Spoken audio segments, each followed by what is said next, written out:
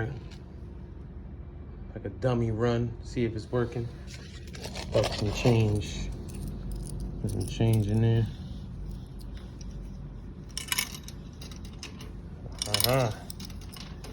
It's working.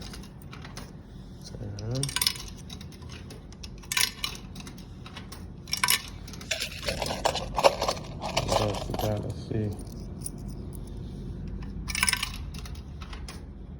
Okay.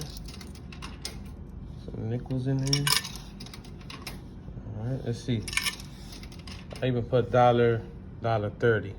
I just put any prices on them. I think the ship's like $125. Just put any price just to see if it's working.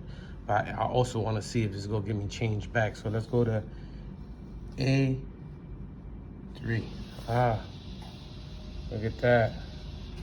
Nice. 5 cents. Oh, yeah.